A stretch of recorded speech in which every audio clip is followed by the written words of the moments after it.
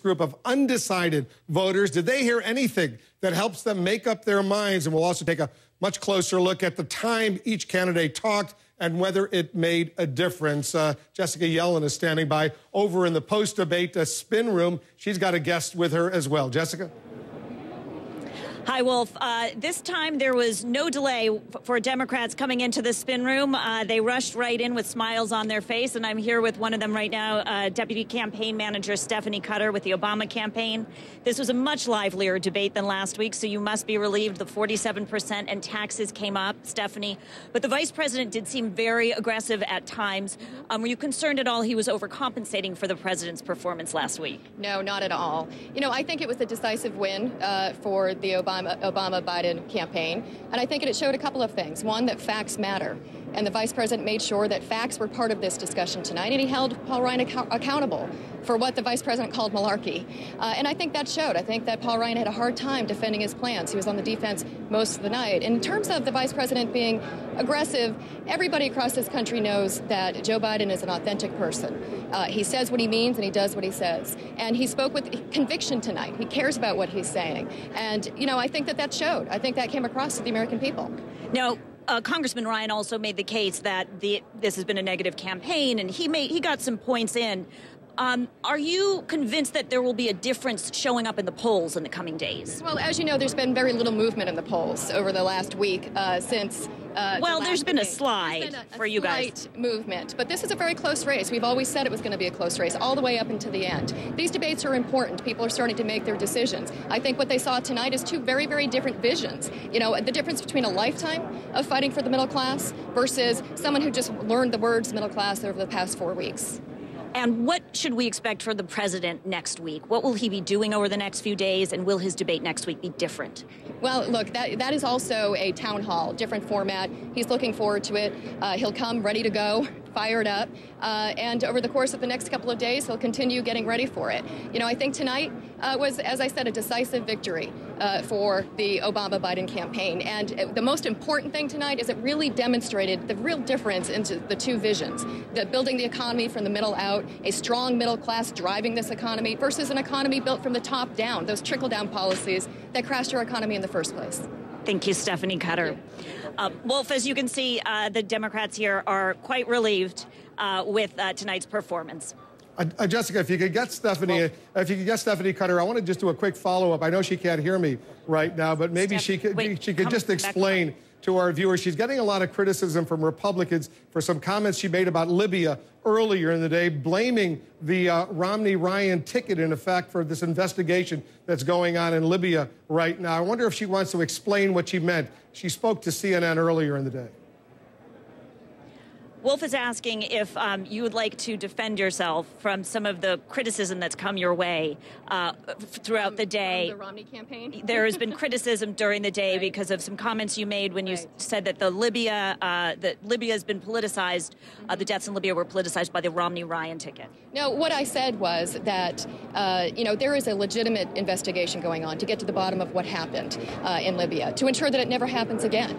And at the same time, the Romney-Ryan campaign, from the get-go, before, you know, some of those families were even notified, came out and started politicizing it. They were roundly criticized by many, many news organizations. And that's an important piece of this. Even yesterday, on the campaign trail, they were politicizing the investigation. And, you know, I think that that's irresponsible and it's reckless. Are you suggesting that this is only a story because we're in a political season? Absolutely not. You know, the administration wouldn't be coming out and giving the facts and ensuring the American people know what's going on, and making sure Congress knows what's going on, what the intelligence is showing. This is an important piece of information. It's an important piece of our history so that we can make sure that it never happens again. At the same time, we're in the middle of a political campaign. And let's remember that famous secret videotape, the 47% videotape. Well, Mitt Romney said to a private room in front of a bunch of high-end donors that he was looking for an opportunity like this, something like the hostage situation under Jimmy Carter, to take advantage of. So I think he found the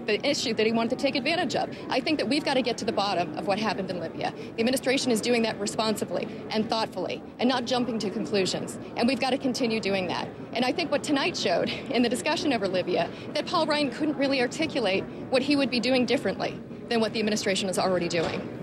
Thank you, Stephanie. Thank you. Okay. Wolf, as you can see, they're ready and willing to draw contrast at every opportunity here in the spin room, from Libya to taxes and the 47%, but feeling relieved with the vice president's performance tonight, Wolf. Yes, they are indeed. Jessica, thanks very much. Jim Acosta is also in the spin room with a special guest. Get a little different perspective, I suppose, from your guest, Jim. That's right. That's right. This was a lively debate. It was sometimes a testy debate, and I'm joined now by the chairman of the Republican Party, Reince Priebus. And we heard at times the vice president referring to Congressman Ryan as my friend. Can I call you my friend you can call tonight, me my friend. Reince? Let me ask you first, was it a good idea for Congressman Ryan to talk about his tax plans and then drop the reference to... Isn't that a major no-no in these kinds of debates? Maybe in, 1988, but I think we're fine now, referring to Lloyd Benson. No, I mean, I thought it was a great night for us. I was excited for Paul. He was solid. He had a command of the issues, and quite frankly, I was embarrassed for the vice president. I mean, the laughs. We counted 82 times that Joe Biden interrupted Paul Ryan. I don't know. Ryan was interrupting too. I don't know who his debate partner was, but I don't know. Maybe it was Ed Schultz from MSNBC. I'm not sure. But let me ask you about that point on taxes, because at one point during the debate, the moderator asked Congressman Ryan to offer specifics, detail where are these loopholes and deductions going to be cut back in order to pay for the Romney-Ryan tax cut plan, and the congressman did not provide those specifics. But the congressman's provided boatloads of specifics. You can look at the tax policies. You can look at the Ryan-Wyden plan. I mean, you can look at the 5-point plan, the 59-point plan. I mean, the fact of the matter is we've got specifics coming out of our ears, and it's Joe Biden and Barack Obama and the Democrats that haven't passed the budget. I mean, do we have that straight? They haven't passed a budget in over 3 years. Do you think the congressman should have mentioned that tonight? They have no, he did. They have no ground to stand on in this country, in this debate. They have no ground as president and vice president of the United States of America to be lecturing anybody about budgeting. They have failed in their duty to this country. One of the things that you said before the debate was that Joe Biden's been debating since the 1800s, and so he has boatloads of experience. He does. Did he win tonight? No, he didn't.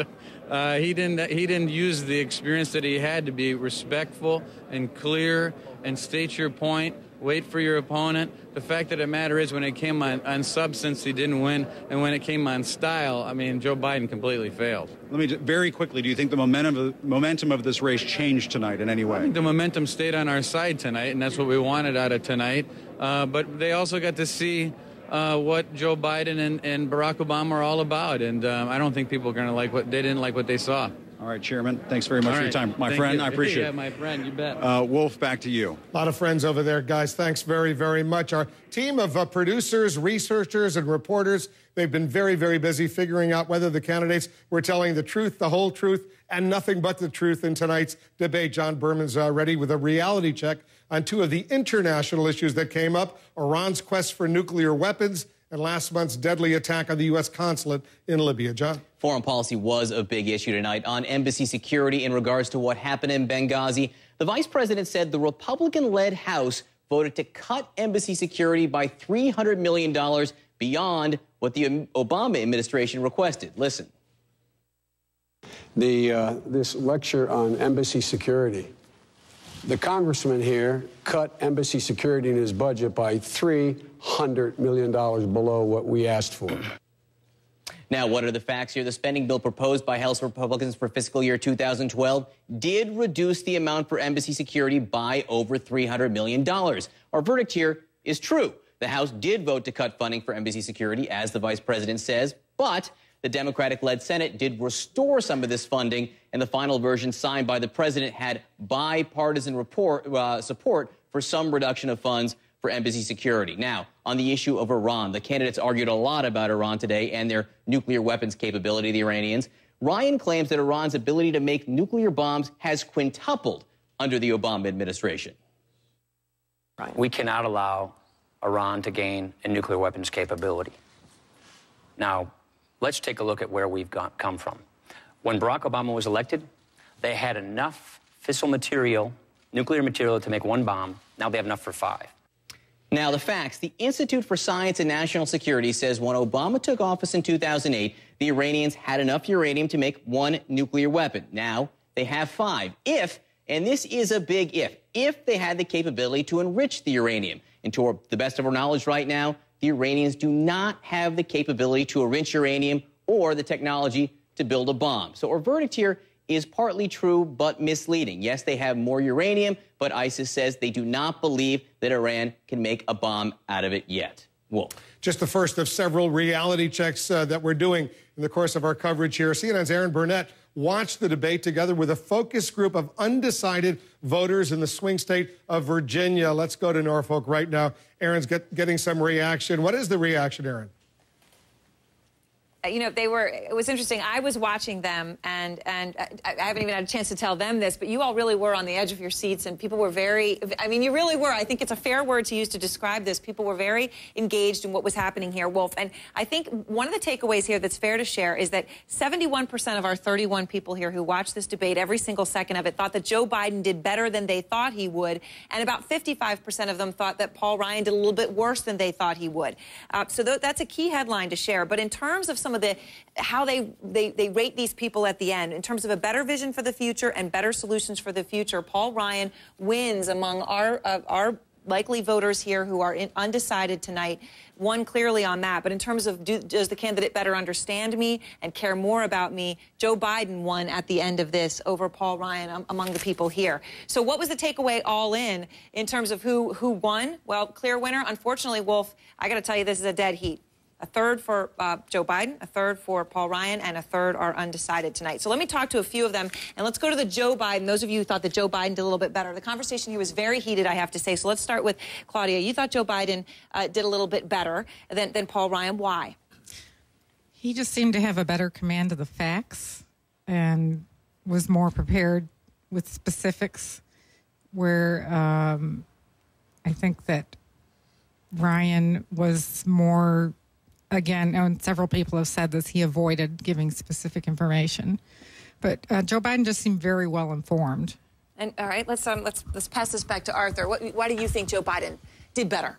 Well, I'm comparing it with Obama's performance. I just thought he just didn't allow the facts to be blown out of proportion without coming back at Paul Ryan to really give the points a factual basis. And I just thought he did a much better job than Obama did on trying to point out the differences and whether they're really true.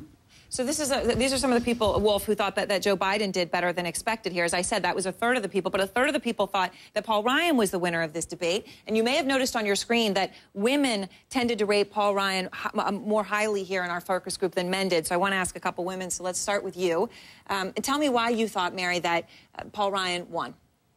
I thought Paul Ryan had a better command of the tax figures, the explanations that he gave. He seemed to be educating us, trying to teach us, until Joe Biden would bumble in and try to distort things by overriding him, talking, being a buffoon in general. And I was very disappointed in the vice president acting that way.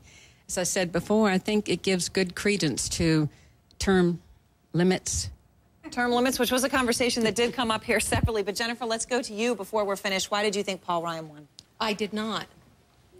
I did not believe that Paul Ryan won. I felt that neither of the candidates did well. I felt like I watched 90 minutes of campaign ads. Vice President Biden interrupting and being disruptive while Mr. Ryan was trying to talk to us was very disruptive to me, but by the same token, I don't feel that Mr. Ryan answered questions. Thank you very much, and our coverage continues right now.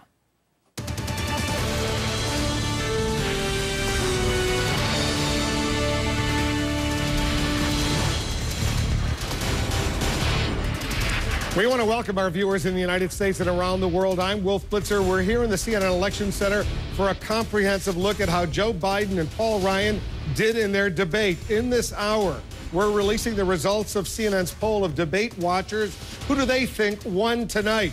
Our reality check team, headed by John Berman and Tom Foreman, they continue to pour through the candidates' answers. Also, Aaron Burnett standing by with undecided voters in the very important swing state of Virginia. We're going to show you the points during the debate when they gave the candidates the highest and lowest marks. We expected a lively debate over Medicare, and we certainly got it. Congressman Ryan argued forcefully for changing the program, warning